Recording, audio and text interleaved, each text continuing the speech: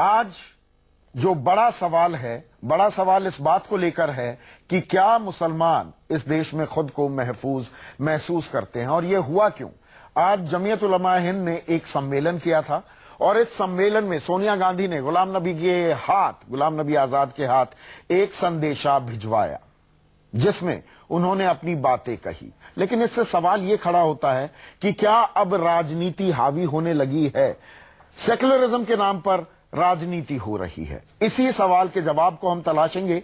कुछ खास मेहमान मेरे साथ जुड़ेंगे और चर्चा में मेरे साथ बीजेपी के राष्ट्रीय प्रवक्ता डॉक्टर संबित पात्रा, कांग्रेस के प्रवक्ता नदीम जावेद, संघ विचारक राकेश सिन्हा और जमीयत उलमा हिंद जिन्होंने यह सम्मेलन कराया जहां पर सोनिया गांधी की चिट्ठी को बाकायदा पढ़ा गया, उसके सेक्रेटरी अब्दुल हमीद नुमानी साहब मौजूद हैं। नुमानी साहब, ये बताइए, मुझे याद पड़ता है 15 अगस्त के मौके पर 2014 की बात कर रहा हूं, जुम्मा महीना 2 महीना सवा 2 महीना सरकार बने हुए थे और तब आप भी और आप ही के वरिष्ठ महमूद मदनी साहब कसीदे पढ़ रहे थे शान में।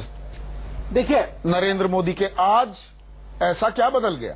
ठीक है, नरेंद्र मोदी का जहां तक मामला है वो भारतीय जनता पार्टी के नहीं बल्कि वो देश के जो है प्रतिनिधि हैं और वो सबके प्रधानमंत्री हैं। और जो उन्होंने नारा दिया था सबका साथ सबका विकास, उससे तो जो है सबको जो है आशा और उम्मीद हुई थी और ये जो है कोई गलत बात नहीं है। और जो सांप्रदायिक सौहार्द को बिगाड़ने की कोशिश हो रही है और जिस भाषा का जो है यूज हो रहा है और जिस तरह भड़काऊ बातें हो रही है, ये तो जनरलाइज्ड बातें हो गई, स्पेसिफिक्स में जाते हैं। तो यही जो है वो बात है, सांप्रदायिक सौहार्द को बिगाड़ने की जो बात हो रही है और जिस तरह जो है गलत भाषा का यूज हो रहा है, तो संघ में भी जो है वो ज्यादातर लोग और बीजेपी में भी ज्यादातर ये लोग, तो पहले भी आप आशंकाएं पहले भी थी इस बात को लेकर। तब आप तारीफ क्यों कर रहे थे, तारीफों के पुल क्यों बांध रहे थे? नहीं, तारीफों तब तो जमीयत सरकार के साथ थी, नरेंद्र मोदी के साथ थी। नहीं, तो वो हमारे भी प्रतिनिधि हैं, वो उन्होंने जो उम्मीद दिलाई थी सबका साथ सबका विकास, तो जो है उसको लेकर हमें जो चलना होगा।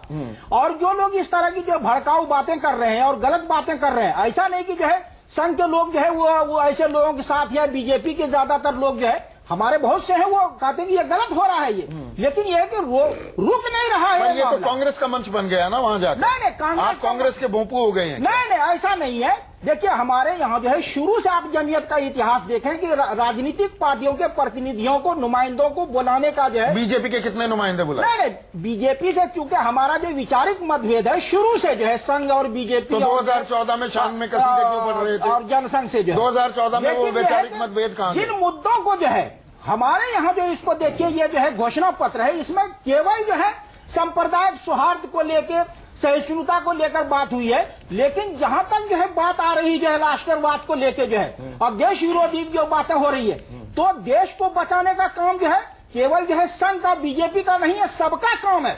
और जो लोग जो है देश को जो है बर्बाद करने के, तोड़ने की बात कर रहे हैं, उनके खिलाफ जो है सबको एका करने की जरूरत है। ये जो आज की तारीख में सबसे बड़ी जरूरत है। डॉक्टर संबित पात्रा, एक ऐसा संगठन जो शान में कसीदे पढ़ रहा था प्रधानमंत्री मोदी के 2014 की, और मैंने बाकायदा 2-3 बड़ी स्टोरीज इस बारे में की थी, तो मुझे अच्छी तरह याद है। मुझे याद है कि महमूद मदनी ने क्या कुछ कहा था, अब्दुल हमीद नुमानी साहब ने क्या कहा। आज सुर बदल गए हैं, क्या ये आपके लिए चिंता का सबब है? देखिए, जमीयत उलेमा जो एक ऑर्गेनाइजेशन है वो मुक्त है, वो स्वाभाविक रूप से अपना कार्यक्रम भी कर सकती है, किसको बुलाना है किसको नहीं बुलाना है वो डिसाइड कर सकती है। पहले कसीदे पढ़ सकती है, बाद में हमारे खिलाफ भी बोल सकती है। यह हिंदुस्तान की डेमोक्रेसी की सुंदरता है, इसमें मुझे कोई आपत्ति नहीं है। आपत्ति केवल इस बात की है कि उस मंच को जिस प्रकार से कुछ राजनीतिक पार्टियों ने एक गलत संदेश भेजने का काम किया, और सबसे बड़ा गलत संदेश, मैं यहां बहुत कष्ट के साथ ये कह रहा हूं कि सोनिया गांधी जी ने आईएस और आरएसएस को कंपेयर करके आईएस को एक एस्केप रूट देने का जो काम किया है, और वहां मदनी साहब सुनते रहे, वहां इस ऑर्गेनाइजेशन के तमाम बड़े लोग सुनते रहे। उनको उठ के तुरंत कहना चाहिए था कि साहब ऐसा काम मत करिए। आईएस और आरएसएस को कंपेयर करके आप जिस प्रकार का संदेश पूरे विश्व में भेज रहे हैं, ये उचित नहीं है। दूसरी बड़ी बात, अभी मौलाना साहब कह रहे हैं कि जो लोग देश को तोड़ने की बात कर रहे हैं, जो लोग ऐसे नारे लगा रहे हैं, उनके खिलाफ हमें खड़े होने चाहिए। मौलाना साहब आप बताइए, आज मंच पे मैं सबके भाषण को सुन रहा था, सब लोग कह रहे थे उमर खालिद को छोड़ दीजिए, अनिरबान को छोड़ दीजिए, ये तो फ्रीडम ऑफ एक्सप्रेशन के ऊपर आपने आघात कर दिया। नहीं, ये मसला सिर्फ अनिरबान और कन्हैया कुमार या उमर खालिद तक सीमित नहीं है। यहाँ पर देखिए सवाल तो कब उठेगा ना, बोला गया नहीं संबित, अगर आपके संस्कृति मंत्री यहां तक कह देते हैं कि देश के जो राष्ट्रपति रह चुके हैं, जाने माने वैज्ञानिक एपीजे अब्दुल कलाम, कि वो मुस्लिम होने के बावजूद भी राष्ट्रवादी हैं, तो मुसलमानों की नीयत, उनके राष्ट्रवाद, उनके देश प्रेम पर सवाल उठाने का काम तो हो रहा है। मैं अभी ये फहरिस्त बहुत लंबी है, मैं सिर्फ महेश शर्मा का जिक्र कर रहा हूं। नहीं, मैं उसका ही बताता हूं। महेश शर्मा जी ने खुद अपने दूसरे इंटरव्यू में इसके विषय में तथ्यात्मक रूप से सच्चाई रखी। उन्होंने कहा, देखिए क्या उन्होंने कहा कि ये हिंदुस्तान कितना अच्छा देश था, हिंदू और मुस्लिम किस प्रकार मिलकर रहते थे, कि पहले वंदे मातरम भी कहते थे, हम गीता कुरान सब पढ़ते थे, किसी प्रकार की पार्थक्यता नहीं थी। मगर आज अगर संदेश लेना है तो वास्तविक रूप से संदेश ये होना चाहिए कि जो एक तबका है मुसलमानों में ये संदेश दे रहा है कि आप वंदे मातरम, तो अब्दुल कलाम आप गीता को मुसलमान होने के बावजूद नेशनलिस्ट हो जाते हैं, इसका मतलब क्या निकलेगा? नहीं, बिल्कुल नहीं। उनका कहने का मतलब था कि अब्दुल कलाम ने एक बहुत बड़ा संदेश दिया कि यह देश की जो वैचारिक समता है ये हिंदू और मुस्लिम से परे है, ये माटी की खुशबू है, उसको सदियों से हमने अपनाया है। तो उन्होंने एक बहुत बड़ा संदेश दिया, सांस्कृतिक संदेश, एक कल्चरल संदेश दिया है, हमें उसे सलाम करना चाहिए। तो सामाजिक समरसता में खाई पाटी गई है, ये खाई और चौड़ी हुई है, सवाल ये है। नहीं, मैंने तो एक बड़ी बात कही, आईएसआईएस और आरएसएस, उसको लाके आप हिंदुस्तान के इतने बड़े मंच पे कंपेयर कर देते हैं। आप आईएसआईएस को एक एस्केप रूट देते हैं, और वो कोई साधारण महिला नहीं, वो सोनिया गांधी है। वो हिंदुस्तान के सबसे बड़े ऑपोजिशन पार्टी की, और जिसका सत्ता इतने वर्षों तक रहा है, उसकी मालकिन है। वो ये कह रही है कि आईएसआईएस आरएसएस के बराबर है, और ये तमाम लोग वहां सुन रहे हैं। ये तो ज्यादती हो गई, ये कोई तुलना नहीं देश में है, ये तो कोई तुलना नहीं हुई कि आप आरएसएस को आईसिस से जोड़ दें। नहीं संदीप जी, जो पूरी लड़ाई है वो इस बात की है कि इस देश में, नहीं ये तुलना गलत थी या ठीक थी, जायज थी? मैं आपकी बात का जवाब देने का प्रयास कर रहा हूं, समय दे दीजिए 30 सेकंड केवल। ये पूरी जो लड़ाई है ये है कि इस देश के अंदर आइडिया ऑफ इंडिया गांधी का होगा या आइडिया ऑफ इंडिया गोलवालकर का होगा। माना, मूल रूप से लड़ाई सारी यहाँ पे बिल्कुल माना, पर आरएसएस और आईएसएस बराबर तुलना। जो आप सवाल कर रहे हैं उसका सीधा जवाब ये है, कांग्रेस अध्यक्ष की तरफ से जो वहां पे पढ़ा गया था कि वैचारिक आधार पर जो संगठन धर्म के आधार पर, मैं अभी कांग्रेस अध्यक्ष की बात नहीं कर रहा हूं, उनकी चिट्ठी में इस बात का जिक्र नहीं, लेकिन गुलाम नबी आजाद ये बोल बैठे कि आरएसएस आईएसएस बराबर है, गलत बोले कि जायज तुलना थी। बिल्कुल, आजाद साहब ने जो बात कही उसके पीछे जो मूल विचार है वो ये है कि इस देश के अंदर धर्म के आधार पर अगर कोई राष्ट्र को चलाने का प्रयास करता है तो वो गलत है।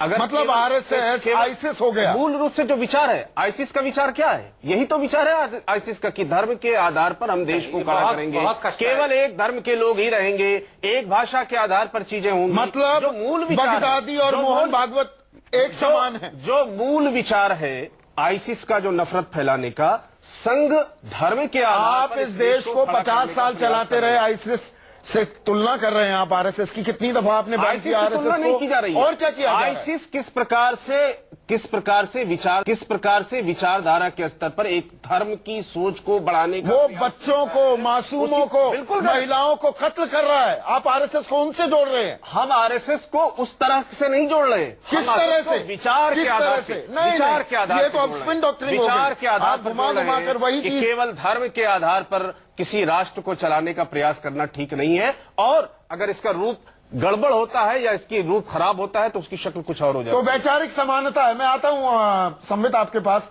राकेश सिन्हा, वैचारिक समानता है, क्योंकि संघ विचारक हैं राकेश सिन्हा, संघ और आईसिस में वैचारिक समानता है। देखिए, मुझे अब जवाहरलाल नेहरू के लोग कांग्रेस के अच्छे लगने लगे हैं। संघ की आलोचना करते थे, उनकी एक जमीन थी, हमसे असहमत होते थे, असहमति का एक आधार था। लेकिन आज लग रहा है कांग्रेस सामूहिक रूप से, मानसिक रूप से बैंकरप्ट, दिवालिया हो चुकी है। सामूहिक दिवालियापन है।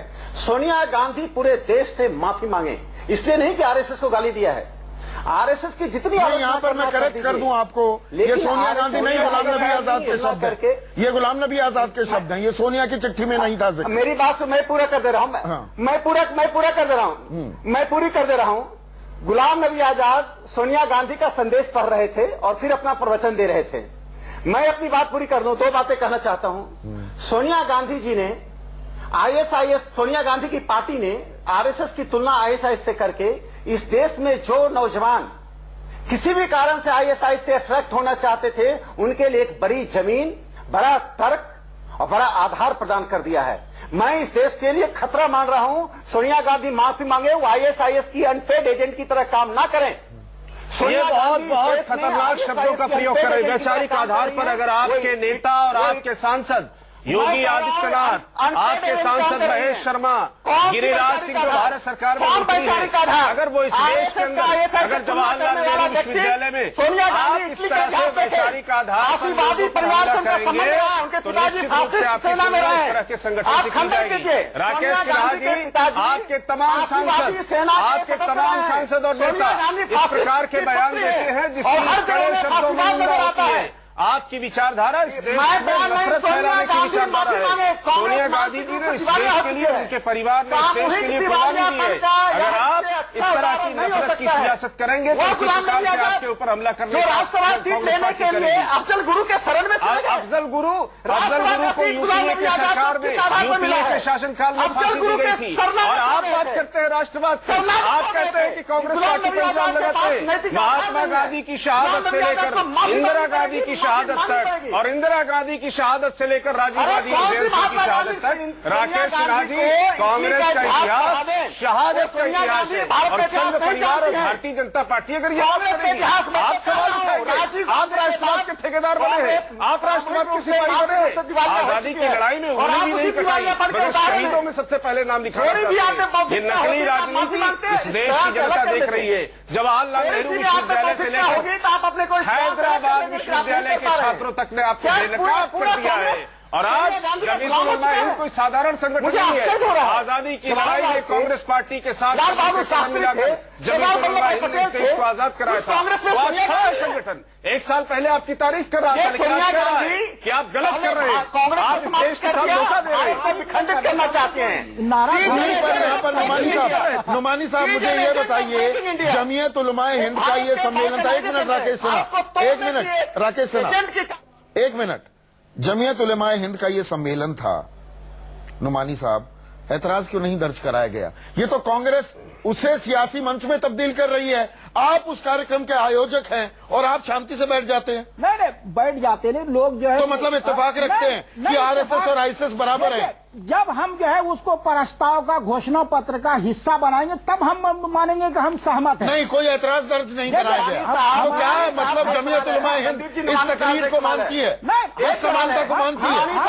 उस बयान की निंदा कीजिए, आपके मंच का दुरुपयोग हुआ, आपको निंदा करनी पड़ेगी। इससे जो है वो सहमत आप अपने आप को बयान से अलग कीजिए, बाहर के किसी संगठन आप से बयान से अलग कीजिए, गुलाम नबी आजाद की निंदा कीजिए। हमारा जो मतभेद है, मेरा सवाल बिल्कुल सीधा है। राकेश सिन्हा, 1 मिनट रुकिएगा। पूर्व महामंत्री मौलाना हफीजुर रहमान 4 बार कांग्रेस के टिकट से लोकसभा में रहे हैं।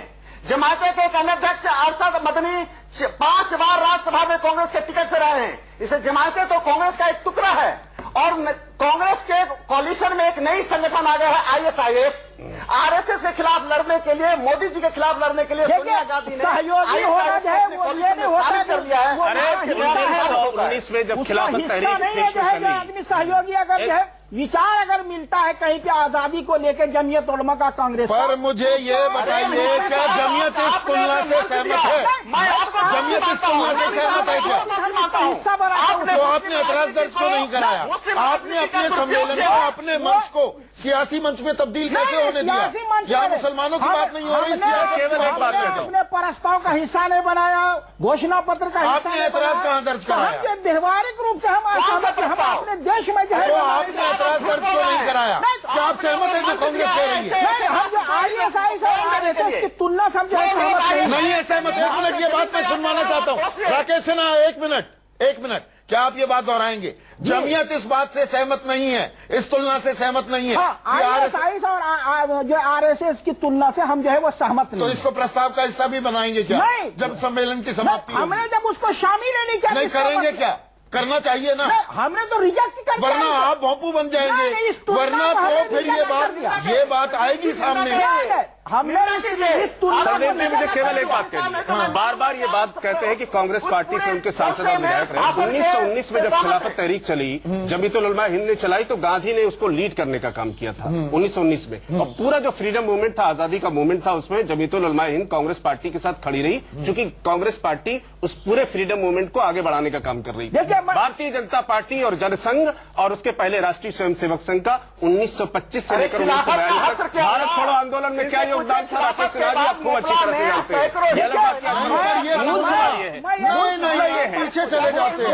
नहीं, पीछे से नहीं, इतिहास की चर्चा होगी। संदीप जी, मूल प्रश्न ये है कि वैचारिक आधार पर आईसीस और राष्ट्रीय स्वयंसेवक संघ क्या नफरत फैलाता है? आईसीस वो करके फैलाता है, और भारतीय जनता पार्टी के नेता जो संघ के इशारे पर बोलते हैं, वो भाषण देकर, बयान देकर, अखबारों में चर्चा करके इस तरह की- संबित पात्रा बीच में इंटरजेक्ट करना चाह रहे हैं। संबित, एक मिनट मुझे ये बताइए। संबित, देखिए जब नाम लिए जाते हैं, मैंने महेश शर्मा का नाम लिया, इधर नदीम जावेद ने, चाहे गिरिराज सिंह हो, साध्वी निरंजन ज्योति हो, और तमाम लोग हैं, योगी आदित्यनाथ हो, साक्षी महाराज हो। एक मिनट रुकिएगा ना नुमानी साहब, ये जो तमाम नाम लिए जाते हैं और इन्होंने विवादित बयान दिए हैं, देश जानता है, पब्लिक जानती है, मैं दोहराऊंगा नहीं, लेकिन इन्हें छोटा मोटा कुछ लताड़ लगा दी, बंद कमरे में लगी या नहीं लगी, इसका भी देश को मालूम नहीं। ये बने रहते हैं और अपने बयानों पर कायम रहते हैं, उससे क्या शंकाएं पैदा नहीं होंगी अल्पसंख्यकों में? मेरा सवाल आपसे संबित। देखिए, मैं बहुत देर से शांत था, मुझे थोड़ा वक्त दीजिए, मैं आपके प्रश्न का उत्तर देता हूं। देखिए, मैं बड़ा इमोशनल नोट से आरंभ करूंगा, क्योंकि कल आपने भी देखा होगा पाकिस्तान में जो न्यूज चल रहा था, जो उनका हेडलाइन न्यूज था कल, अधिकांश डॉन चैनल हो या अदर चैनल्स हो, उसमें यह न्यूज था कि पाकिस्तान कह रही है कि अब देखिए जो मेन शिक्षाविद हैं इंडिया में, वो कह रहे हैं कि जो इंडियन आर्मी है वो जम्मू कश्मीर में रेप करती है।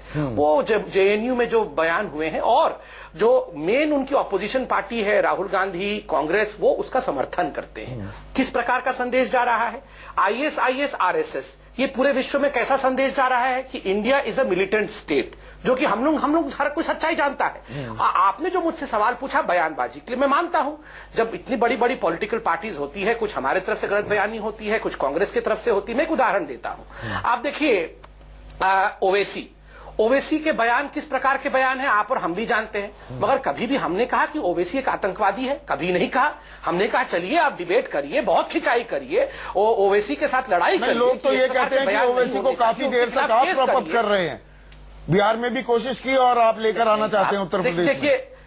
देखिए साहब, आजम खान ने भारत माता को डायन कहा, हमने उस पर डिबेट किया, हमने उस पर बहुत सारी बातें कही, मगर ये आईएसआईएस, आरएसएस एक है, ये हिंदुस्तान की आर्मी रेप करती है और उसको राहुल गांधी सपोर्ट करते हैं, हिंदू आतंकवाद है। राहुल गांधी ने सपोर्ट नहीं किया, हिंदुस्तान को बदनाम राहुल गांधी ने सपोर्ट नहीं किया। आप ये बताइए, पूरे विश्व में हम संदेश क्या भेज रहे हैं? टेलीविजन चैनल पे प्राइम टाइम पे झूठ मत बोलिए, राहुल गांधी ने किसी बयान का कोई समर्थन नहीं किया है।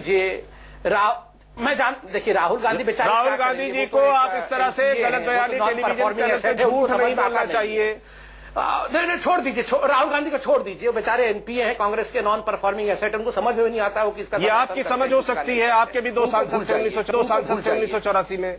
नहीं, मैं ठीक है, मैं हम लोग छोटे हैं, मगर आप इसके जो मैं बताने का कोशिश कर रहा हूं, आप भली भांति समझ रहे हैं, और ये मैं नहीं कह रहा हूं। आप कल के न्यूज आप बोलेंगे तो मैं आपको यूट्यूब में उसका रेफरेंस भी भेज दूंगा, जो पाकिस्तान में चल रहा है, इंडियन आर्मी इज रेपिस्ट। और thank you to all of us, ये डिबेट हम ही नहीं शुरू किया है कि इंडियन आर्मी कैसी है, क्या हिंदुस्तान की हिस्सा है कि नहीं कश्मीर, ये हम लोगों के डिबेट से शुरू हुआ है। आप बताइए, क्या हिंदुस्तान इतना खराब देश है? क्या हिंदुस्तान की आर्मी रेपिस्ट आर्मी है? क्या नॉर्थ ईस्ट हमारा हिस्सा नहीं है? और आप लोग जाके वहां खड़े हो जाते हैं। आईएसआईएस हो रहा है और किसकी आप बात कर रहे हैं? अरे मौलाना चर्चा का दायरा थोड़ा और आगे बढ़ाता हूं। क्या सेक्युलरिज्म के नाम पर हो रही है दरअसल ध्रुवीकरण की कोशिश? ये जो कुछ हो रहा है बयानबाजी,